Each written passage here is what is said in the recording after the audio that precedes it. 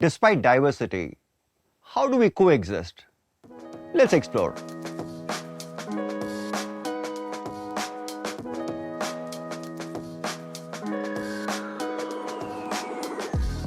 Since 1996, 16th of November has been observed as International Day for Tolerance. And yesterday was the day of tolerance. Today happens to be 17th November, and yesterday 16th was the International Day for Tolerance. I don't know how many of you know about this. And surprisingly, we all talk about tolerance, but what you see in news is only intolerance. What you see in social media is hate speech, is intolerance. There's so much of intolerance flying around that we have lost the meaning of the word tolerance somewhere. And tolerance is something in a country like India where there's so much of diversity. The value of tolerance makes immense sense. And today we'll dig into this, defining tolerance. Before we explore the dimensions of tolerance, let's understand the meaning of the word tolerance, the origin of the word tolerance, how it originated.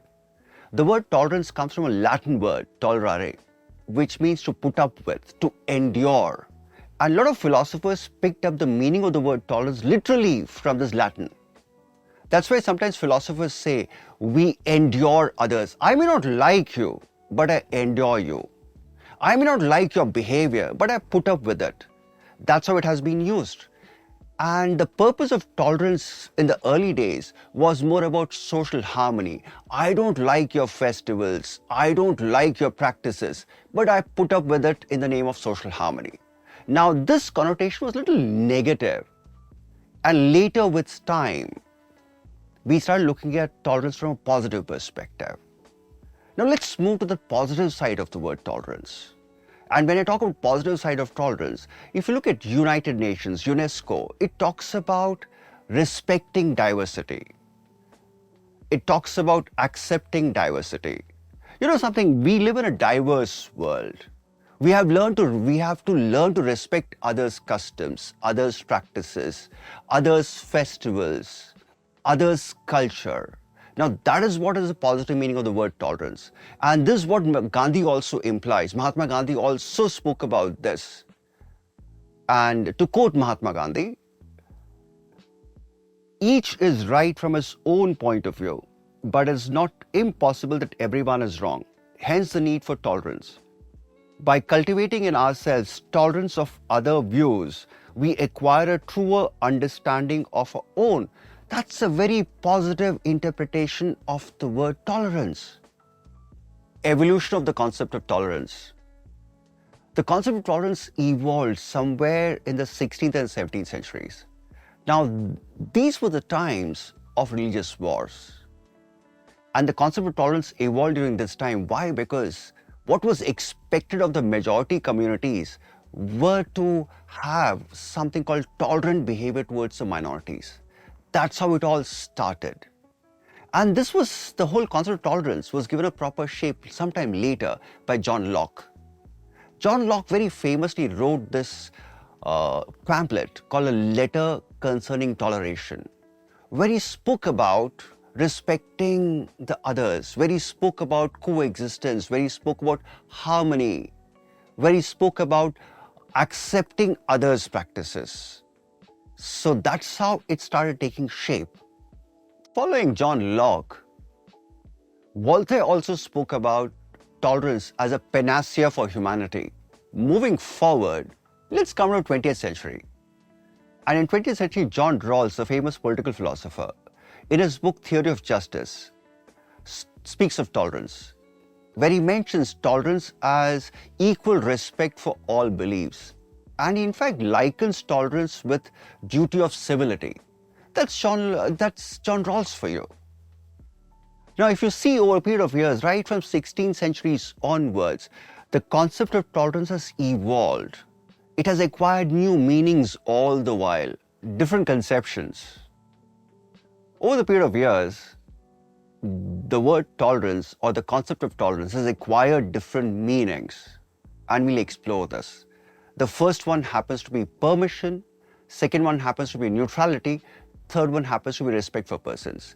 Let's start with the first one, permission. In the initial phases, when the concept of tolerance was evolving, that is the 16th and 17th centuries, tolerance was equated with the word permission.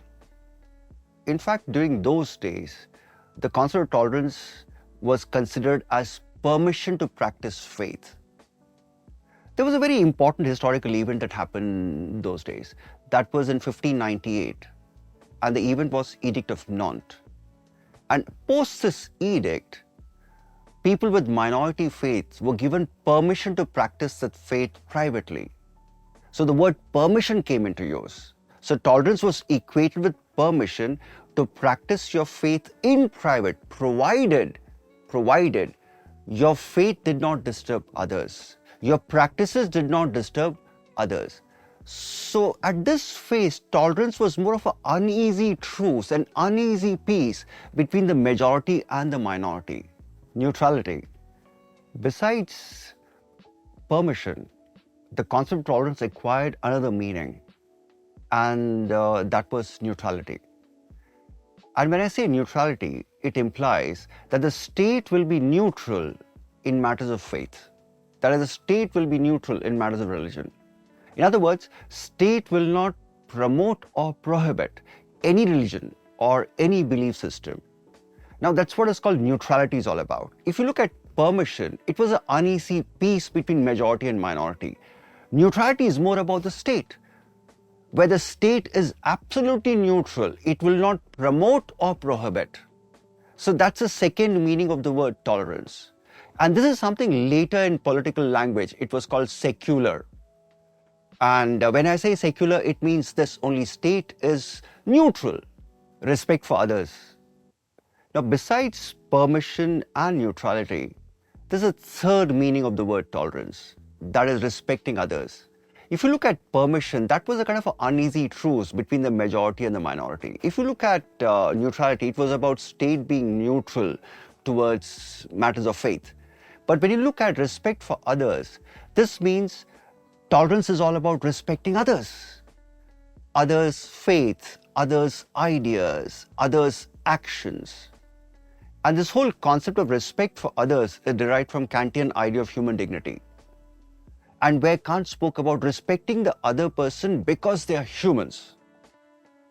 And when you start looking at the word tolerance from human dignity perspective, we start looking at others. We start respecting others' ideas. We start respecting others' actions. So tolerance from this perspective implies you respect others' actions, you respect others' ideas. In other words, tolerance is all about respecting others' actions, respecting others' ideas. From this concept of respecting others flows this idea. Respect for others involves acknowledging that people have a fundamental right to freedom of thought, conscience, and religion. Tolerance, an Indian perspective. Till now in the video, we'll explore tolerance from a very Western perspective, where we looked at tolerance as permission, tolerance as neutrality, tolerance as respect for others. And let's look at it from an Indian perspective. If you look at Indian history, throughout our history, there was a lot of importance given to the value of tolerance. In fact, a lot of our philosophers, a lot of our thinkers were very conscious about our diversity. So that's why they developed a worldview or developed a philosophy which was more inclusive, which focused a lot on coexistence. The moment I say tolerance from an Indian perspective, some emperors come to my mind. And the first one who comes to my mind happens to be Ashoka.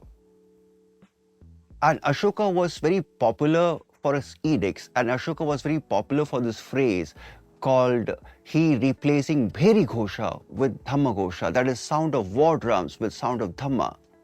And in fact, Ashoka was known to spread the message of tolerance. If you look at his edicts, a lot of these edicts carry this message where he exhorted or encouraged his people, encouraged his subjects to practice tolerance in terms of respecting others' faith. Oh, let's move forward. There's another emperor who comes to my mind. That is Akbar. Akbar had something called Ibadat Khana, where he was open to discussing others' faiths, beliefs. So these are all fine examples of tolerant behavior. Okay, let's go back to Ashoka again. Ashoka was known to donating caves. In fact, I'm sure you must have read in your history books that Ashoka donated caves to Ajivikas also.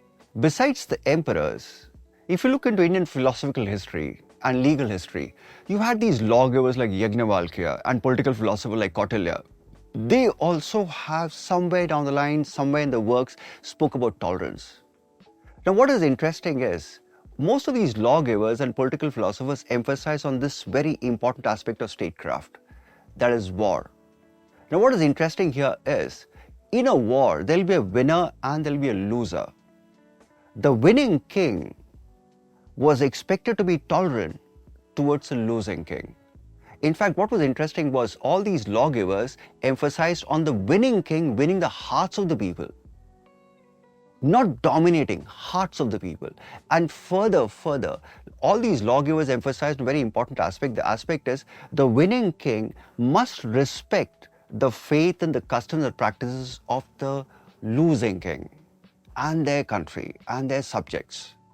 So tolerance from a different perspective.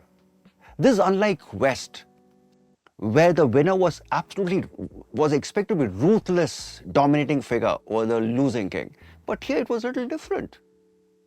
So you can see a different dimension of tolerance coming in. Fine, I'm fighting. I defeat you. After defeating you also, I will be magnanimous and tolerant towards the subjects. Okay, leaving aside the lawgivers, the legal philosophy and the emperors, there's a very interesting dimension to epistemology here also. Now, if you look at Jain and Buddhist epistemology, they talk about something called Sayyadvada and Anenkadvada, which again reflects tolerance. Tolerance from an epistemological perspective. Let's move away from legal philosophy, political philosophy and epistemology and come down to poetry and literature. During the medieval times, there was a period called Bhakti.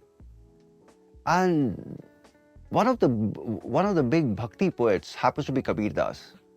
And most of Kabir Das' dohas, not most, in fact all of Kabir Das' dohas carried a message of tolerance. Oh, let's move away from medieval times and let's come down to 20th century. Let's come down to modern era. We had these great writers like Premchand. I remember Premchand's two short stories, Eidgah and Julus. These two short stories carried this message of tolerance. So tolerance from an Indian perspective was not only there practiced by emperors, it was there reflected in philosophy, it was even reflected in legal philosophy, epistemology, and writers also spoke a lot about tolerance. Now that we have explored tolerance from the West, where tolerance was all about neutrality, permission, respect for others, from an Indian perspective, now let me summarize it for you. Let me tell you something. Tolerance is not an end, but a means. It's a minimal essential quality of social relations and harmonious coexistence. I'm sure as you had watched this whole lecture, you must have understood that somewhere down the line, the concept of tolerance can be a little controversial. It has different dimensions to it. Let's leave the controversy aside. Let's leave the debates aside. Let's focus on practicing tolerance.